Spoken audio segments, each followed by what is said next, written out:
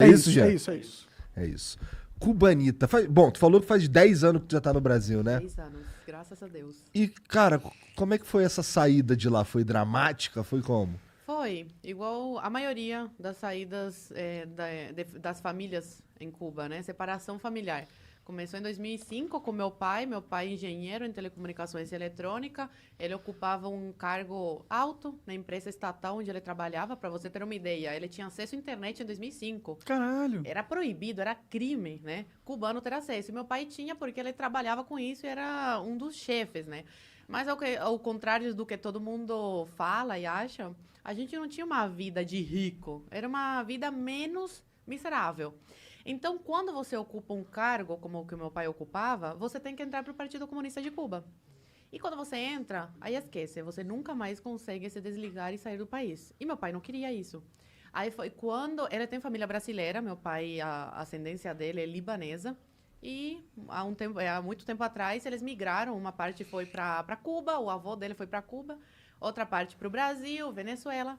E aí essa família brasileira, a prima dele fez uma carta oficial convidando meu pai para passar umas férias aqui no Brasil, 3 meses, que era o máximo que um cubano podia ficar fora de Cuba. E aí, depois de muito trabalho, porque não foi fácil ele conseguir a autorização para sair, ele veio para cá de visita e deixou minha mãe grávida da minha irmã do meio. E eu com 5 anos na época. Minha mãe estava quase dando à luz. Ele veio em julho, agosto e novembro. Minha mãe deu à luz a minha irmã do meio.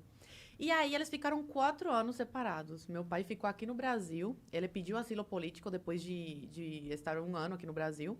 E deixou minha mãe lá grávida.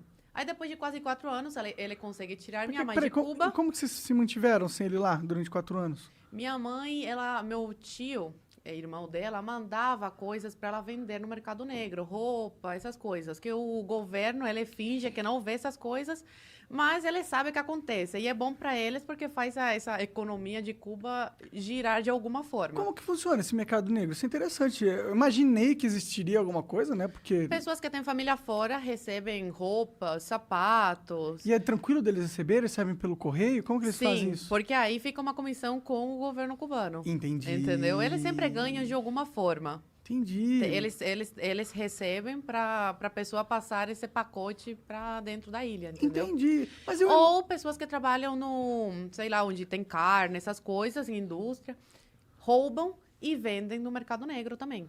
Entendeu? Entendi. Só que aí você não sabe a procedência, nada. A gente não sabia de onde saía o frango que minha avó e meu avô compravam para manter a gente em Cuba. Cara, isso é muito louco, porque assim, você tá me contando coisas que pra mim eram fábulas, sabe? Eu achava, eu sabia, quer dizer, já tinha escutado falar como era a vida lá, mas pelo que você tá me falando, uma cubana que viveu lá e que tem família lá, isso é assustador até. Mas tipo, não poder sair de Cuba. Eu falo isso, que se eu fosse brasileira e não fosse cubana, pra me acreditar numa coisa dessas, porque parece uma coisa tão longe da realidade aqui do Brasil, né? Mas, infelizmente, é isso que os cubanos passam. Atualmente, o cubano pode sair da ilha, tá? Só que é muito difícil, tem que ter muito dinheiro e, geralmente, quem consegue é quem tem família fora, que aí consegue bancar essa saída. Agora tá mais liberada essa saída, não como antigamente, que era completamente... Por Entendi. exemplo, criança não podia sair de visita. Por isso que meu pai teve que separar toda a família. Aí, terminando essa história, meu pai ficou no Brasil depois de quase 4 anos. Consegue tirar minha mãe de Cuba. Eu e minha irmã ficamos com os nossos avós. Eu com 9 anos na época e minha irmã com 3. E aí minha mãe vem para o Brasil, vai direto para a Polícia Federal e pede asilo político, porque como eles são casados, meu pai e minha mãe, ela tinha direito a lei de refugiada também, igual meu pai. E aí minha mãe fica no Brasil, engravida nesse período, uma coisa de Deus, eu sou muito católica, acredito muito, e realmente foi uma coisa de Deus, porque meus pais estavam muito mal na época de dinheiro, assim, R$ 5 no bolso, por exemplo.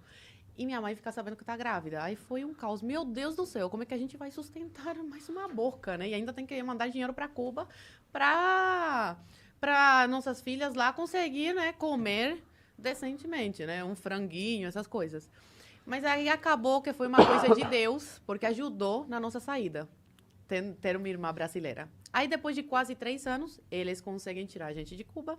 Meu pai conhece a minha irmã do meio com 5 anos e volta a me ver com 12. E a gente conhece a nossa irmã caçula brasileira, juinvilense, Santa Catarina, com quase 3 anos.